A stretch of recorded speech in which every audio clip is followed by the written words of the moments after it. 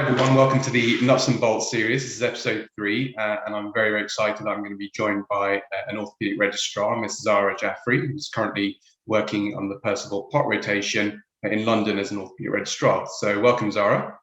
Thank you so much for having me.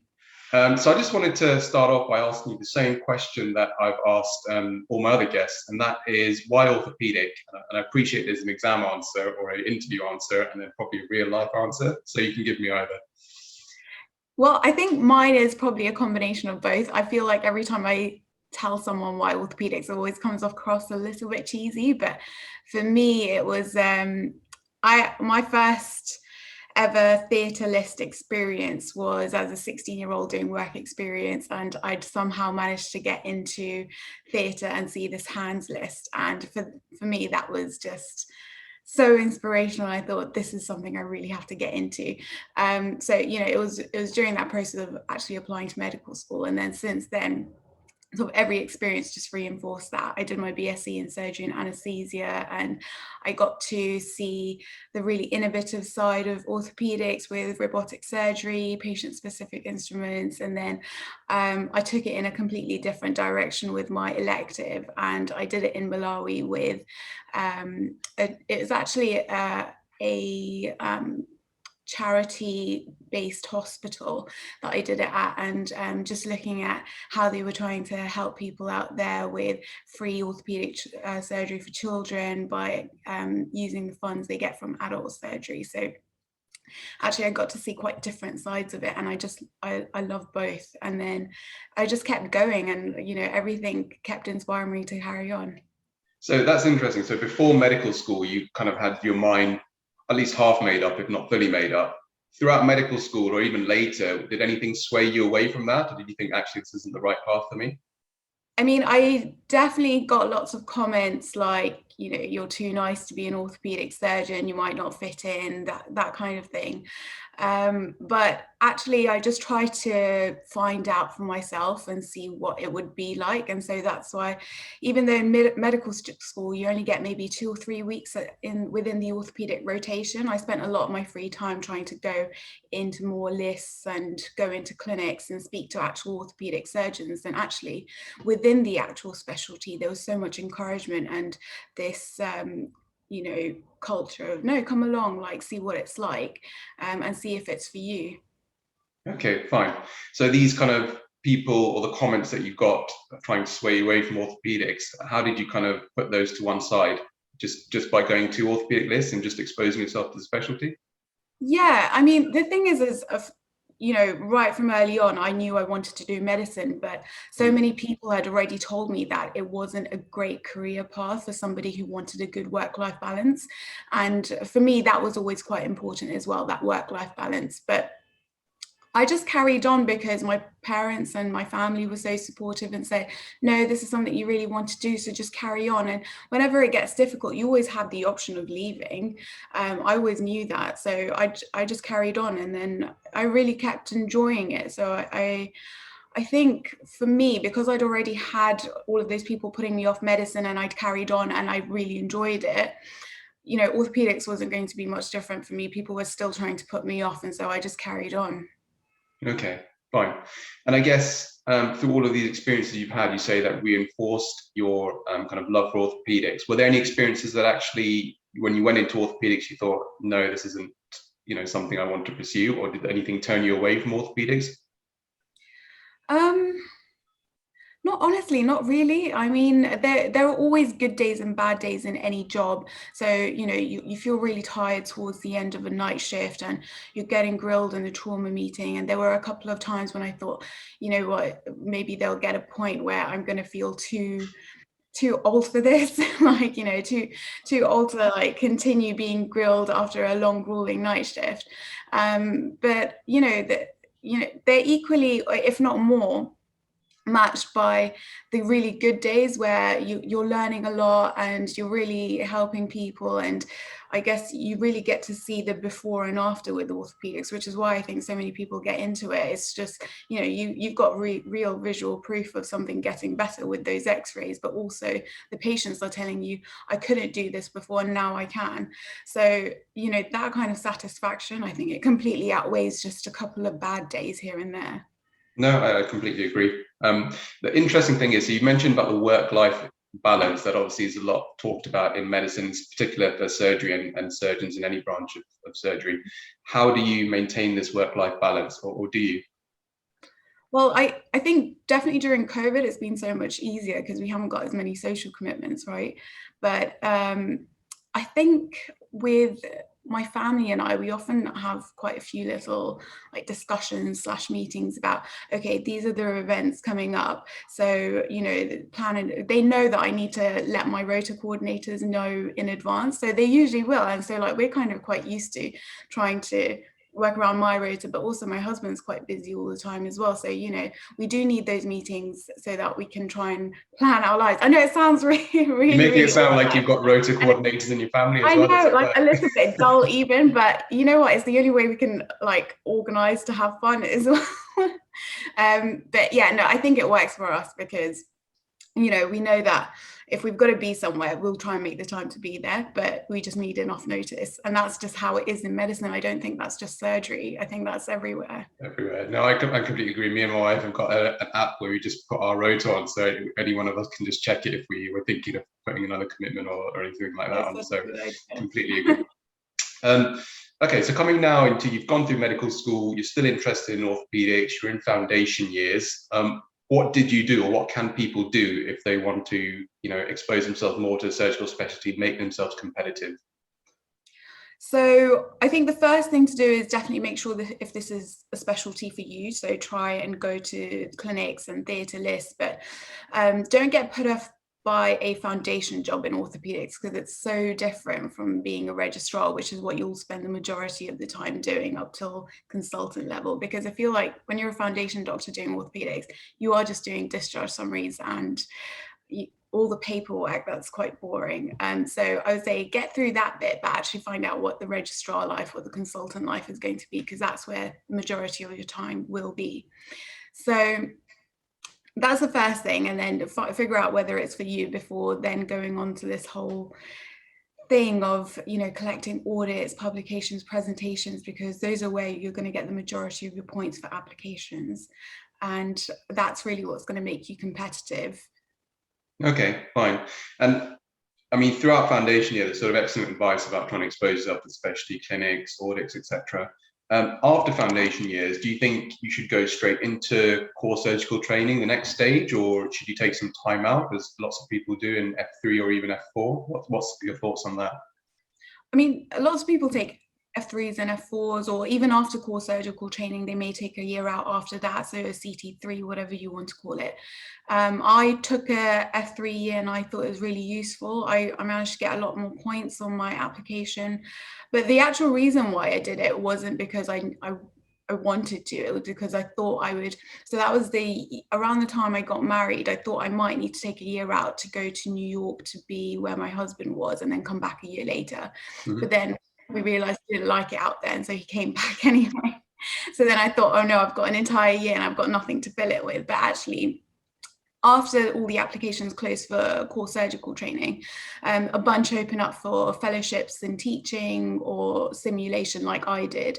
And that was great because I got loads of points for teaching. I got a teaching qualification, that's more points. And then I had the chance to get some stuff published and then present it in a few conferences. And then that really helped me with my application next year. Okay, so you kind of advocate if you feel like doing it, it's not going to be detrimental to your application at all. It's in fact, it might strengthen it, if anything. Absolutely. And I think by the end of F2, I felt almost burnt out because it's quite a tough job, especially if you've gone through medical school and had quite a flexible life until that point, and then you're doing a full-time job, but also trying to revise for exams potentially, and then doing all of these extra things.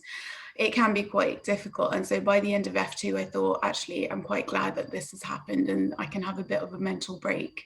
Yeah, and you mentioned the dreaded exam. So obviously, for people who don't know, the membership of the Royal College of Surgeons, or the MRCS exam, is what you have to do if you want to be a surgeon of any description, really. So some people I know, have, at F1 have started revising for it as soon as they've left medical school and have tried to do it before foundation years are finished. And other people have waited until they're in their core surgical training years. Any thoughts or advice? When should you do it? Is there a good time? I mean, I would have said, yes, definitely try it in F1, but then don't be disheartened if you fail a couple of times, because I did. I think I had to take my part A 3 times. I passed on the third time, and then life does get in the way. Like, you're getting used to a new job and not just studying, and then you might be getting married or having kids at that point, and all of that stuff does get in the way. So don't be hard on yourself, but I would say start early so that you've got the time to fail. I hope no one does, but if you've got time to reset it if you needed to. Yeah, and I think, in fact, on the core surgical training application, correct me if I'm wrong, but I think they even give you points now for just booking your Part A, not even having taken it. So I think people are saying, even if you haven't taken it, at least book it by the time you apply for core surgical training to get some sort of benefit from it. But that's very useful. So having done your F3 year, I think most people would say, especially in my year as well, I think 70 or 80% did an F3 year, so it's the normal thing now. But F4 is now becoming kind of like the new F3, if that kind of makes sense. And some people are thinking, well, if I take 2 years out, is that going to negatively impact me? Or, taking 1 year out seems to be kind of a norm. What do you think about doing for F4, F5 even, if you want to get into a surgical specialty? Well, I would say just be careful, because I know a lot of people need that time before they make a commitment to a specialty, which is absolutely fine. But then you really got to be filling it up with the audits, presentations, publications, because when you get to SC3, as you know, they divide the number of years out you've had by the number of so the number of publications, presentations, audits gets divided by that number. So you don't want too many years out, otherwise it starts to cut into the number of points you get at that level. And then, if you do end up filling all of those years with trauma and orthopedics rotations, that if you've done too many months in TNO, that also starts cutting into your points as well. Absolutely. No, 100% agree. So you've done your F3 year, you obviously got a lot out of it, and now you're into core surgical training, which is for most people, when they feel like they're on a surgical training pathway and they're starting their career in surgery. Is that what you felt like? I mean, some people say that in core surgical training they didn't get to do that much operating. Other people seem to have had an amazing time. What was your experience? Well, I think my CT1 and CT2 were very, very different. So CT1, I started where I wouldn't have any allocated clinic or theatre time, and I was completely ward-based. And that was really difficult because I'd have to then spend a lot of my free time trying to make up logbook numbers. And then my CT2 was completely different, and I was exclusively on the on-call rota or on theatres or clinic sessions. And that was amazing. I mean, that was just like a taster into what registrar life would be like. And I think that was the first year where I felt, yes, I'm definitely doing the right thing. I can cope with a life like this, and actually enjoy it as well. Whereas before, I don't think the years really reflect what it's going to be like very well, because your job description is so different. So, I think that year was really important for me. Okay. And again, within core surgical training programs, generally, there are obviously these themed posts, if you know what you want to do, like trauma and orthopedics. And then there are these non-themed posts, or more broad posts. I mean, it makes sense if you know you want to do orthopedics, do an orthopedic themed post. That I can completely understand. What about these non-themed posts? Does that put you at a disadvantage, do you think, if you end up wanting to do orthopedics later on? No, so my post was actually a general surgery themed post. Okay. And so for core training, I did urology, general surgery, and 4 months in TNO, and that was 4 months each. And then for CT2, I was supposed to have an entire year of general surgery. But what you do have the option of doing is at CT1, just unmatch yourself from the program, go back into a pool of people who are unmatched. and then put your preferences. So, I put trauma and orthopedics quite high, and they give you a blank space question saying, why do you want to do this specialty? And you just tell them it's a career aspiration and take it from there. And usually your TPD is quite supportive of that. And they do. I know there was an instance where a few people wanted to do a specialty, so they split 1 year of that specialty, I think it was ENT at the time, into 1 6-month block in ENT and another 6-month in general surgery, for example. And then they got two trainees to rotate around the two. And so, there are ways to work around it. And so I think don't let the theme put you off, even if you're unmatched, you're in an even better position, because then you can just pick what you want for CT2 from the outset. No, absolutely. And I guess even within core surgical training and even later in registrar training programs, there's always that London versus, outside of London sort of debate. Which one's better? Is it, London? Is it not London? Lifestyle, etc. What are your thoughts? I mean, obviously you may be slightly biased if you're working in London, and I might be the opposite, but what are your thoughts about London versus non-London? Well, I trained as a core surgical trainee in KSS, so I feel like it was the best of both, because I could commute from London, which is where we live, and then get out to a district general hospital where operating and getting that time to be in theatre was a lot easier than I know it is now. Being in a London hospital as an ST3 is really difficult, because even now we've got a consultant, 2 registrars, a fellow, and then an SHO in theatre. So imagine all of those people wanting to do something. And then it's even worse when it's a complex case, and then the consultant wants to do it all, and then all of us are just watching him on side do it. Forming an orderly queue, waiting to do your one little leg screw or whatever you're allowed to do. Exactly, just putting in a screw just makes your day. That's it. That's all you do. No, that's fair enough. And I guess, so obviously you worked in core surgical training, you applied, and obviously things were a bit rocky for both me and you last year when we were applying for ST3 with COVID happening, and with interviews, it was all kind of up in the air. But you finally got the job that you wanted in the city that you wanted. How did it feel? It felt amazing, but also I had to keep checking, because I thought, no, they've made a mistake.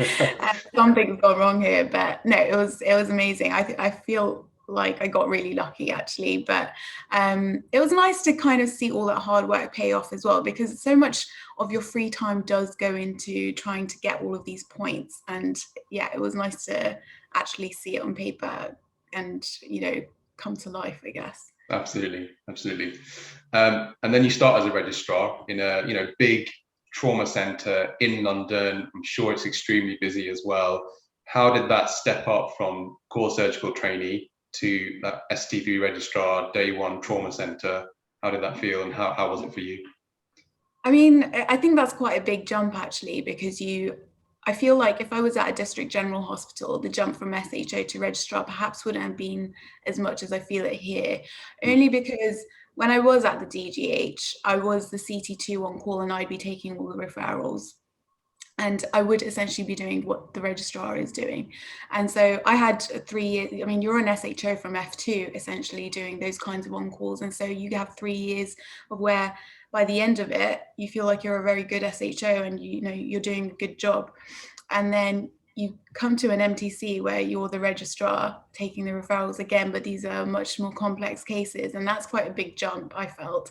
And I was really nervous for the first couple of weeks that I was doing it. But actually, you find that when you're in an MTC, you are so much better supported as well. You've got yourself as the junior reg, but they've also got a senior reg tier as well that you can just go and ask help for, who are on site during the day. But then also your consultants are also welcoming and friendly as well, and they come to you before the start of your on-call shift often and just say, any problems, just get in touch, here's my number. And it's so far been okay. Okay. And I guess so far since you started ST3, what have been the highlights? I mean, it's been amazing just to go into theatre and be expected that, yes, you are the one who is doing this case. Whereas I feel like as an SHO, you always feel unsure as to whether or not you're allowed to even be there, let alone allowed to do something, because you're supposed to be covering the ward as well. But actually here you're given so much more of priority as a trainee that no, we need to get you trained up, so you are going to be doing this case, which is quite nice actually. I think that time and again has been the highlight for me, is just getting in there, being able to do things and just learning how to operate. Absolutely, yeah. I mean, you are the one who is supposed to be rotated in theatre. You're not supposed to be anywhere else. Whereas as a SHO, I remember going up and being like, please, can I just put a screw in or just do something today? And just standing there waiting for my 5 minutes to do something. But, absolutely. I guess, what have been the challenges then, flipping that question on its head? The challenges to being a registrar, I guess it is that responsibility, and knowing that, oh, I should know this stuff, and yet, oh, I need some extra help with this, which I think as an SD3 is okay, because I feel like you put so much more responsibility on yourself knowing that you're now a registrar than other people do, than your seniors do, because they've been through it and they know that they probably didn't know. I mean, they probably had the same knowledge level, the same skill set as you do now. So they're a lot more understanding of you than you are of yourself. Okay. Yeah.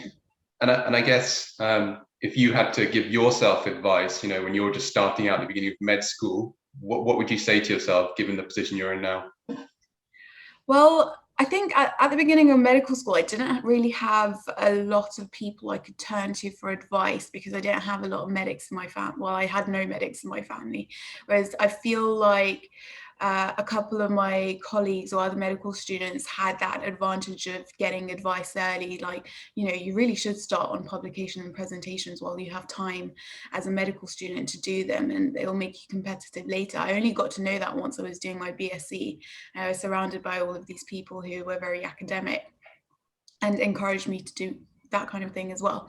So I would just say try and find some mentors early on who can give you that kind of advice, so that you're not lost a little bit later on, is what I would say. Yeah. Okay, all right. And I guess we've got through this much of the interview without mentioning COVID, but I have to come up at some point. So obviously it's still ongoing and it's been a major part of everyone's life for the last year and a half at least or so. How has it impacted your training, and how does that feel? How do you feel that's affected you? Would you have been better, worse off if that hadn't happened? I mean, I think everyone would have been better off, right? If COVID hadn't been around. Our training's been massively affected by just redeployment, all of our juniors going away, we having to cover the wards and then being away from theatre, our elective list getting cancelled. So, we've definitely got less operating, and that's had a huge impact on our training. But equally, we've all just had to adapt and get on with it, and hope for the best and hope that you can catch up with everything later, which is what we're trying to do now that elective lists have opened up again, now that there are more trauma cases coming in as well, and more theatre sessions being allocated to us. Okay, all right. And I guess I'm going to try and not make this sound like an ST3 interview question, so forgive me, but in 5 years' time or so, kind of what do you see for yourself? Where do you see yourself? Or even 10 years' time? Well, I mean, realistically, especially as a woman, you always have to kind of factor in the fact that, especially for me, like, we would like to have children and all of that kind of thing. So that's really going to drag out my training a lot, I feel. So I think it won't be 5 years till I'm a consultant, which is the case for most people, but it'll probably be 10 years. But I hope that, over that time, I wouldn't have regretted anything. I'll be enjoying my training. I'll be enjoying my life as well outside of work. And so, that's really the aim for me, is having, a real balance and being happy both in and out of work. Mm-hmm. Fair enough. No, and you've kind of touched on being a woman in surgery, and I know that's got a lot of sort of publicity and hype, and correctly so. On your training program, are there many other female role models you can turn to, registrars, consultants? Yeah, I mean, before getting into ST3, there were loads of years right from medical school up to sort of CT1, I didn't really have any female role models in orthopedics at all. And then it was only when I got to core surgical trainee, I met Miss Zahra, who a lot of people know as a surgical tutor, and it was really nice seeing a female orthopedic surgeon, you know, who was a different ethnicity as well. And, you know, it really felt like I had someone I could talk to about things like kids and when I should plan to have a family and when I should, you know, how all of this is likely to affect me in the future. And actually, you know, a lot of these are quite personal, invasive questions, and you don't really feel comfortable asking people who aren't women in orthopedics. So it was really nice to have that. And actually, there are so many more here at the Royal London as well. Once you get into London, you've got so many more female role models here. Okay, fantastic. And I guess kind of coming to the end of the interview, are there any other advice, I guess, you would give to anyone watching this, whether they're foundation year, core surgical trainees, F3 year, medical students, and if they want to do orthopedics, what advice would you give them? So, like I said before, I definitely try and get some mentors earlier on who can give you some advice along the way, and just, you know, you can always check in with them to track your progress, and have a look at the application forms quite early on as well, so you know exactly what you need to get. And then speak to supervisors who can help you get there as well. So, you know, your mentor doesn't necessarily have to be supervising you on the project, because you're not often always in the same hospitals all the time. So, you know, always find a consultant within your hospital as well who can guide you on useful audits and projects that you can do that can later get published and presented. I think that's super important. I mean, it's especially the point about getting hold of the point scoring system early, because they keep changing, and I think they've changed for core surgical training recently as well.